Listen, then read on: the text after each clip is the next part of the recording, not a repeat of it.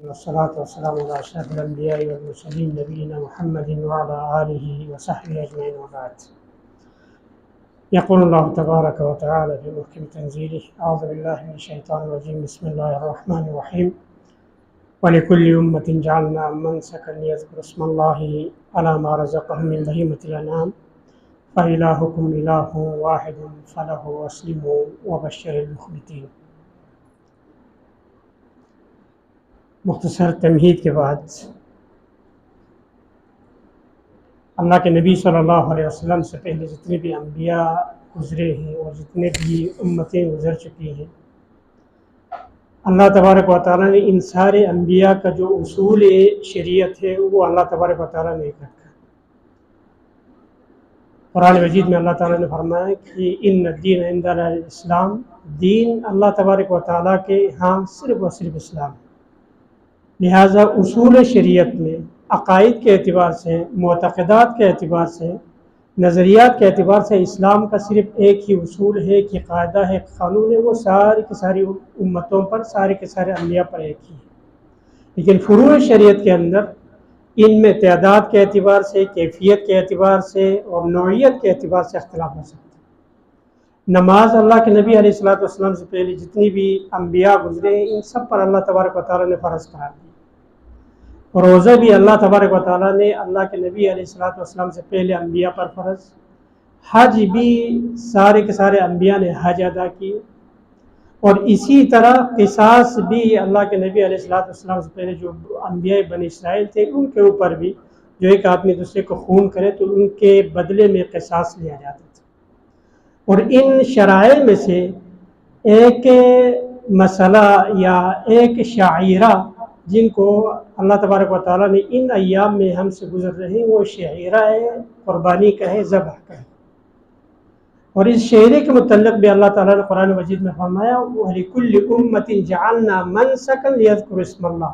ہم نے ہر امت کے لیے، ہر قوم کے لیے ایک ایک قربانی کی جگہ مقرر کی. منسک کے دو ترجمے کیا جاتے ہیں، دو تفسیر کی جاتی ہے. ایک ہوتے ہیں منسک بمعنی قربان گاہ، ایک قربان گاہ مقرر کی اور اس پہ قربانی کرتے ہیں. اور دوسرا ہر امت کے لیے ہم نے قربانی مقرر کی لِيُحْرِقُ بِهِ الدَّمَ، تاکہ وہ اس پہ اللہ تبارک و تعالیٰ کے آگے وہ خون بہائے. لہٰذا یہ شرائع میں سے آپ صلی اللہ علیہ وسلم سے پہلے جتنے بھی انبیاء گزرے ان کے شریعت میں بھی قربانی کا طریقہ، قربانی ایک سنت تھی. اور نبی علیہ السلام کی ایک حدیث میں یہ آتا ہے کہ قربانی اللہ کے نبی علیہ السلام پر فرض ہے اور امتیوں کے لیے یہ ایک سنت مؤکدہ ہے. سنت مؤکدہ کا مطلب ہوتا ہے کہ انسان اس کو ہمیشہ ہمیشہ کے لیے، استمرار کے لیے چھوڑ دے تو وہ گناہ گار ہو جاتا ہے.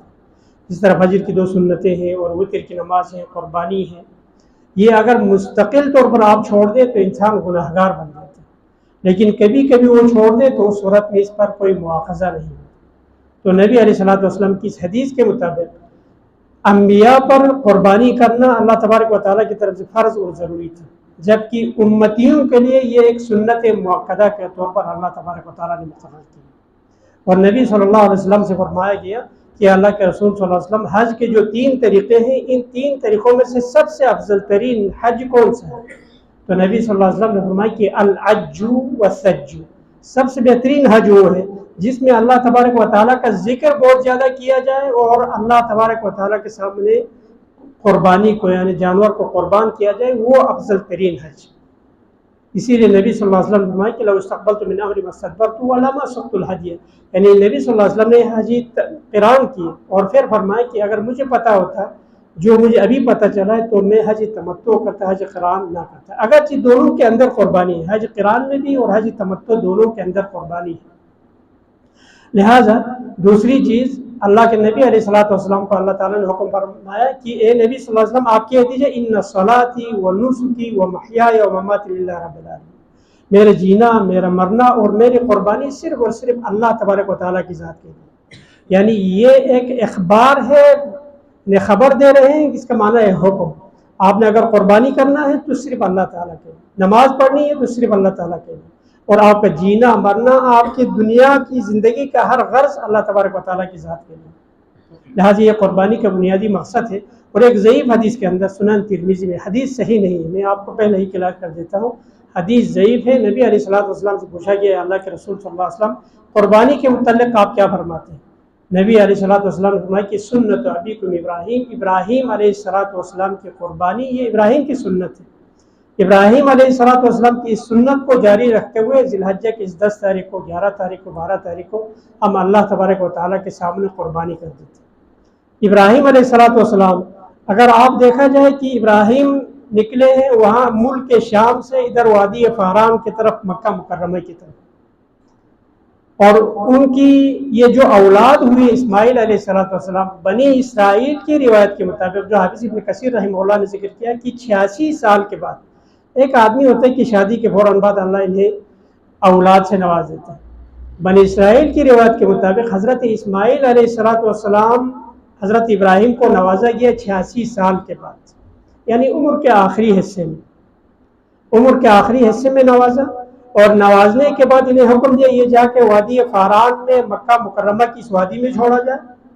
اور جب عرصے بعد بچہ ان کے ساتھ چلنے اور پھرنے کے لائق ہو گئے تو اللہ تبارک و تعالیٰ نے حکم دیا کہ اس بچے کو ہی ذبح کر دیں. یعنی اب اپنی طرف سے آپ تصور کریں، ایک آدمی ہے بیگانے دیار میں، اگر انسان کو اپنے معاشرے کے اندر یا اپنے ملک میں، اپنی بستی میں، اپنے اہل و عیال کے درمیان میں کوئی غم آ جائے، کوئی فکر یا کوئی کسی قسم کی غم خودگی وغیرہ ہو جائے تو اس کا غم سب مل کے کم ہو جاتا ہے. لیکن بیگانہ ہے، صرف اور صرف وہاں بستی میں رہنے والے، ایک تو ابراہیم کی اکیلی عورت ہے اور ان کا اکیلا بیٹا ہے اور ابراہیم، 3. نہ اپنے اہل و عیال کے اندر، نہ اپنے بستی کے اندر، نہ دلاسا دینے کے لیے، صبر کی تلقین کرنے کے لیے کوئی بھی نہیں. پہلا مرحلہ. اور دوسرا مرحلہ وہ بچہ بھی حضرت ابراہیم علیہ السلام کو دیا گیا 86 سال کے بعد، یعنی اللہ تبارک و تعالیٰ سے گر گرانے کے دعا کرنے کے بعد اللہ تعالیٰ نے اس بچے سے نوازا. اور پھر فرمائے کہ آپ نے اس کو ذبح کرنا ہے. اگر بچپن میں جب بات نہ کر سکے اور آپ کے ساتھ چلتے پھرتے نہ ہو، آپ اس سے زیادہ مانوس نہ ہو، اس وقت ذبح کرے یا اس صورت میں اس کو دور کرنا آسان ہو جاتا ہے. ایک آدمی کا چھوٹا نیا بچہ ہو اور ان سے جدائی آسان ہو جاتی ہے، لیکن بچہ جب آپ سے مانوس ہونے لگے، آپ سے بات کرنے لگے، آپ سے مختصر سی ہاتھ بٹانے لگے، آپ کو انگلی پکڑ کے آگے پیچھے جانے لگے، یعنی وہ مرحلہ سخت ترین ہوتا ہے کہ بچہ اس کے دل اور جگر میں وہ بس جاتا ہے. تو اس صورت میں کہتے ہیں کہ اس بچے کو ذبح کرنا. آخری عمر میں بچہ دے گیا. اور اس میں تیسرا سب سے سخت ترین مسئلہ اس میں یہ ہے کہ ابراہیم علیہ السلام کو یہ کہا گیا کہ آپ اس بچے کو کسی اور کے حوالہ کرنا ہے، وہ اس کو ذبح کرے گا نہیں، یا آپ کو کسی جنگ میں اس بچے کو بیچنا ہے نہیں، لیکن کہا کہ ابراہیم آپ نے اپنے ہاتھوں سے ہی اس بچے کو ذبح کرنا ہے. اب کٹھن، اسی لیے اللہ تعالیٰ نے قرآن مجید میں بھی فرمایا کہ اِنَّ هَٰذَا لَبَلَاءٌ مُبِينٌ، یہ ایک واضح سخت ترین آزمائش تھی جس میں ابراہیم رب بکلمات فاتمہن، ابراہیم علیہ السلام نے ان سارے کے سارے امتحان میں، آزمائش میں 100/100 نمبر لیے. کٹھن مرحلہ ہے. اور ان سے یہ بتایا جاتا ہے کہ ابراہیم علیہ السلام یعنی اپنے ہاتھوں سے ذبح کرتے ہیں. تو کیا ابراہیم تیار ہوئے لیکن اس کے بیٹے نے بھی ان کے ساتھ دیا؟ فلما اسلما وتلہ للجبین، جب وہ دونوں تیار ہو اس کے لیے اور سر تسلیم خم ہو اللہ تبارک و تعالیٰ کے اس حکم سے. اور دوسری قرات کے مطابق فلما سلما کے لفظ کے ساتھ، یعنی ان دونوں نے اپنے جان آفرین کو اللہ تبارک و تعالیٰ کے سپرد کر دیا. فلما سلما وتلہ للجبین، اپنے ہر معاملے کو اللہ تعالیٰ کے سپرد کرنے کے بعد، اور ابراہیم چھری لے کے اور بچے کو پیشانی ماتھے کے بل لٹا کے اس کو ذبح کرنے کے لیے تیار ہو، تب اللہ تبارک و تعالیٰ کی طرف سے ندا تھی لقد صدقت الرؤیا انا کذالک نجزی المحسنین. اب جا کے اللہ تبارک و تعالیٰ نے ایک مینڈے کو، ایک بکری کو اللہ تعالیٰ نے دے دیا اور ان کو ذبح کر دیا. یعنی ابراہیم علیہ السلام. اب ہم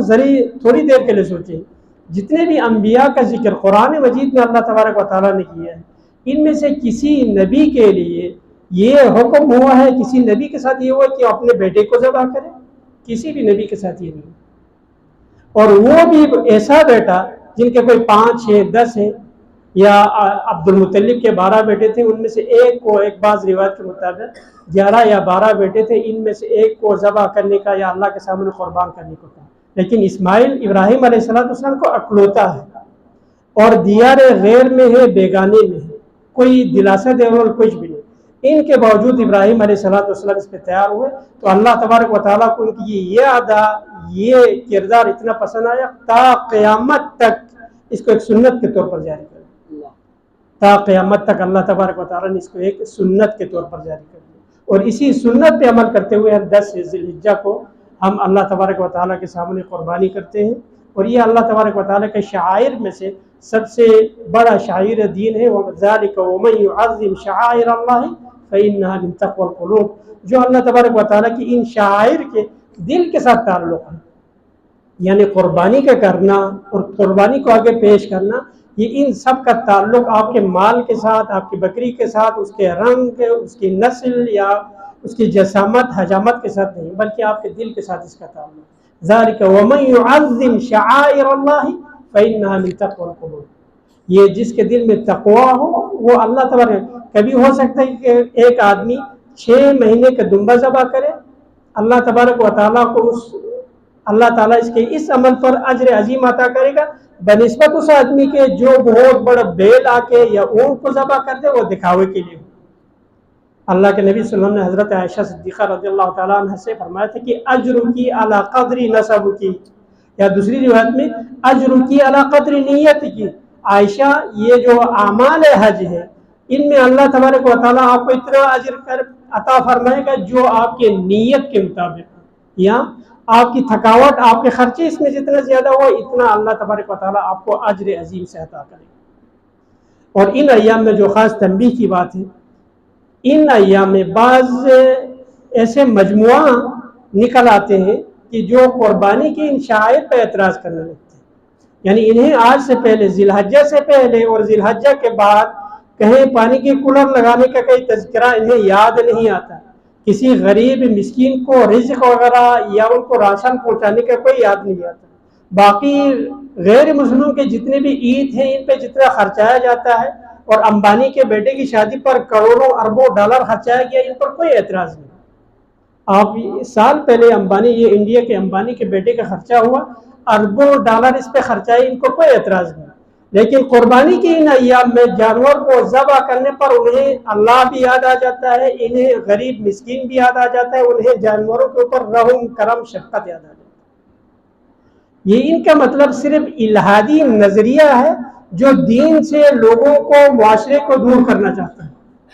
وہ کہتے ہیں کہ دین اسلام شفقت کا، رحمت کا دین ہے، اور شفقت اور رحمت والے دین میں ان جانوروں کے اوپر ذبح یا جانوروں کے اوپر ذبح کر کے ان کے اوپر ظلم کیوں کیا جاتا ہے؟ جس ذات باری تعالیٰ نے ان جانوروں کو پیدا کیا، جس ذات باری تعالیٰ نے ہم سب انسانوں کو پیدا کیا، اس ذات باری تعالیٰ نے قرآن میں فرمایا کہ یہ ساری کی ساری چیزیں مسخر کر دیا انسانوں کے لیے،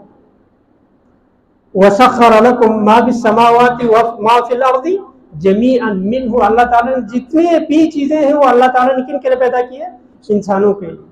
انسانوں کی تسخیر کے لیے، انسانوں کے فلاح بہبود کے لیے، انسانوں کے فائدے کے لیے پیدا کیا۔ تو جس ذات باری تعالیٰ نے ان چیزوں کو پیدا کیا، اسی ذات باری تعالیٰ کا حکم ہے فَصَلِّ لِرَبِّكَ وَانْحَرْ، آپ نے قربانی بھی کرنا اور آپ نے نماز بھی پڑھنا ہے اس ذات باری تعالیٰ کے لیے۔ دوسری بات، آپ انسان جتنے بھی ہم غذا کھاتے ہیں، ہمارے خون کے اندر، ہماری کھانے پینے کی چیزوں کے اندر، کیا یہ سبزی ہم کھاتے ہیں، پھل فروٹ کھاتے ہیں، ان کے اندر زندگی پائی جاتی ہے کہ نہیں پائی جاتی؟ یقیناً ان کے اندر زندگی۔ قرآن مجید میں اللہ تعالیٰ نے فرمایا کہ وَالنَّخْلَ بَاسِقَاتٍ لَهَا طَلْعٌ نَضِيدٌ رِزْقًا لِلْعِبَادِ وَأَحْيَيْنَا بِهِ بَلْدَةً مَيِّتًا كَذَلِكَ الْخُرُوجُ، یہ زمین ایک مرتبہ مردہ ہونے کے بعد اللہ تبارک و تعالیٰ انہیں دوبارہ نباتات کے ذریعے زندہ کرتا ہے، ان کے اندر زندگی پائی جاتی ہے، لیکن زندگی کا جو معیار ہے، زندگی کے جو حصہ ہے وہ عام جانوروں سے ان کے اندر کم ہے۔ اگر آپ رحم کرم کی بات کرتے ہیں تو رحم کرم آپ سبزی پہ کیجئے، پھل فروٹ پہ بھی کیجئے، ان کے اندر بھی زندگی پائی جاتی ہے۔ تو آپ کا ان جانوروں کے اوپر رحم کا یاد آنا اور ان پروٹین میں یا ان سبزی میں پھل فروٹ کے اندر پائے جانے والے اس زندگی کو یاد نہ آنا، یہ انصاف کا تقاضا نہیں۔ اگر آپ کو رحم یا کرم کی آپ دعائی دیتے ہیں تو رحم کرم کی دعائی آپ سبزی میں پھل فروٹ میں ان سب میں دے دیجیے۔ اور ایک اور اہم قاعدہ ہے، اصول ہے، جب ایک ایسے معاشرے میں جن پر سنت کے اوپر اعتراض کیا جائے، سنت پہ عمل کرنے والے لوگ کم ہوں، اس زمانے میں آپ کو سنت پہ عمل کرنا زیادہ تاکید اور موقت ہو جاتا ہے۔ اگر کسی معاشرے کے اندر قربانی کس جانور پر یا قربانی کرنے پر اعتراض کر دیا جائے تو مسلمانوں کے لیے، مومنین کے لیے ضروری ہے کہ انسان حتی المقدور جتنے بھی ہو سکے قربانی کرے اللہ تعالیٰ کی راہ، کیونکہ نبی علیہ الصلوۃ والسلام کی ایک حدیث ہے کہ بدأ الاسلام غریبا وسیعود غریبا فطوبی للغرباء، اسلام انتہائی کم تعداد میں شروع ہوا اور کم تعداد میں ہی ختم ہو جائے گا، فطوبی للغرباء، یہ غرباء کے لیے اللہ تبارک و تعالیٰ کی طرف سے خوشخبری ہے، یا ان کے لیے اللہ تبارک و تعالیٰ، طوبیٰ ایک روایت کے مطابق جنت کا ایک ٹکڑا ہے یا جنت کا ایک حصہ ہے، ان کے لیے جنت کا وہ حصہ اللہ تبارک و تعالیٰ عطا فرمائے۔ اور فرمائے کہ یہ غرباء کون ہے، نبی صلی اللہ علیہ وسلم سے پوچھا گیا، نبی علیہ الصلوۃ والسلام نے فرمایا کہ الذین یصلحون الناس اذا فسدوا، جب لوگ سنت سے دور ہو جائیں، شرائع کو چھوڑنے لگے، دین سے دور ہو جائے، اس زمانے میں آپ کو دین کے اوپر قائم رہنا اور ان سنن پہ عمل کرنا، یہ لوگ کیا ہے، وہ غرباء میں شامل ہے، وہ غرباء میں شامل ہے۔ یہ ایک تابعی جلیل ہے کعب الاحبار کے نام سے، پہلے یہودی عالم دین تھے، پھر مسلمان ہوئے، اور ان کا یعنی اسلام کے اندر بھی بڑے علم اور فضل والے، ان کو کہتے ہیں کہ ایک زمانہ ایسا آئے گا کہ ان الرجل یعیر بدینہ کما تعیر الفاحشۃ بفحشها،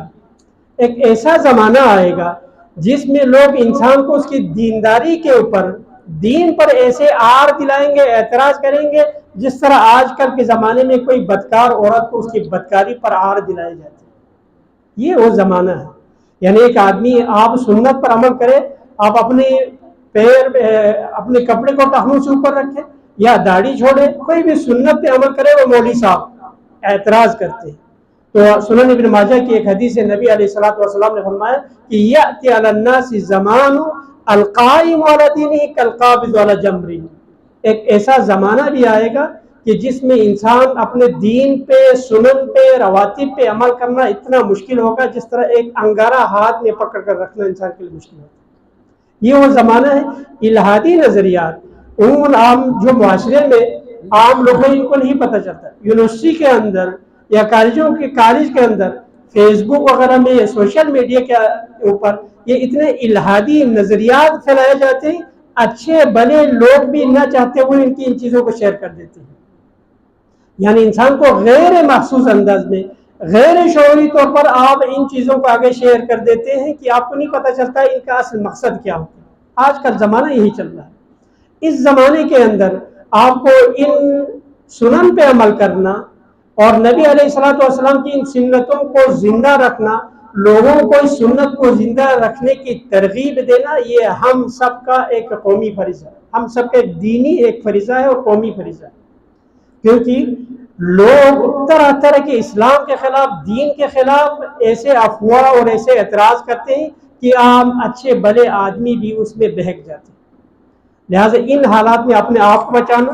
اپنے اہل و عیال کو بچانا، اور اسی طرح ہر آپ کے جاننے والوں کو ان الہادی نظریات سے، ان خبیث نظریات سے بچانا ہم سب کے اوپر ضروری ہے کہ آپ کو کہیں اللہ تبارک و تعالیٰ، یہ ایک شرعی یا اصولی ایک قاعدہ ہے، اللہ تبارک و تعالیٰ آپ کو کہے ایک یعنی 100 دینار خرچ کرنے کو کہے، آپ اس جگہ پر دوسری جگہ پر آ کے آپ 1000 دینار خرچ کریں تو اللہ تبارک و تعالیٰ آپ کو 1000 کی کوئی قیمت ہے ہی نہیں۔ اللہ تبارک و تعالیٰ آپ سے ایک بکری کی قربانی مانگتا ہے، آپ اس کے جگہ پر 1 کروڑ کا آپ نے باہر روڈ میں یا لوگوں کو پانی کے جو قرل لگا دی، تو آپ کی سنت ادا ہو جائے گی۔ اللہ تبارک و تعالیٰ نے اگر آپ کو طاقت دی ہے، آپ کو استطاعت دی ہے، تو آپ نے حج کرنا شریعت نے آپ کے اوپر واجب اور فرض قرار دیا۔ آپ حج کیے بغیر، حج کے لیے تقریباً 13 کے لاکھ کے درمیان خرچہ ہوتا ہے۔ آپ اس کے جگہ پر 1 کروڑ کسی غریب مسکین کو بانٹ دے اور کہا کہ میں نے اچھا کام کیا، اس سے بہتر یا اللہ آپ اسے قبول کرے؟ ہرگز نہیں قبول کرے۔ اللہ تبارک و تعالیٰ کا تقاضا آپ سے ایک چیز کا ہو تو اسی تقاضے کو، اسی مطالبے کو پورا کرنا شریعت کا تقاضا ہے۔ اللہ صحیح بخاری کے اندر حضرت عقبہ بن عامر رضی اللہ تعالیٰ عنہ وارضہ کی حدیث ہے کہ فرماتے ہیں قسم النبی صلی اللہ علیہ وسلم الضحایا بین اصحابہ، اللہ کے نبی علیہ الصلوۃ والسلام نے اپنے صحابہ کرام رضوان اللہ علیہ مجمعین کے لیے قربانیاں تقسیم کر کے دے دی۔ تو کیا نبی علیہ الصلوۃ والسلام کے زمانے میں غریب مسکین لوگ نہیں تھے؟ یعنی جن کے پاس راشن کی کمی، کپڑے کی کمی، عام خرچے کی کمی ان کے پاس تھی، اس کے باوجود نبی علیہ الصلوۃ والسلام نے ان کو راشن لے کے نہیں دیا، کپڑے لے کے نہیں دیا، دوسرے ارزاق ان کے گھروں تک نہیں پہنچایا، کسی کا گھر باہر نہیں بنایا، بلکہ بکریاں لے کے، مینڈے لے کے ان سب کے درمیان تقسیم کر دیا۔ لہٰذا جو اللہ شریعت آپ سے تقاضا کرے، شریعت آپ سے جو مطالبہ کرے، اسی پر عمل کرنا، اسی پر چلنا، یہ افضل ترین عمل ہے کہ ایک انسان بنسبت اس کے کہ اپنے اجتہاد کے مطابق دوسرے جگہ پر خرچ کرے۔ اللہ تبارک و تعالیٰ سے دعا ہے کہ اللہ تبارک و تعالیٰ، وقت کچھ زیادہ ہو گیا اس پر معذرت، اللہ تبارک و تعالیٰ سے دعا ہے کہ اس عظیم شعیرہ کو، اس سنت کو ہم سب کو کما حقوق ادا کرنے کی توفیق دے۔ وآخر دعوانا الحمدللہ۔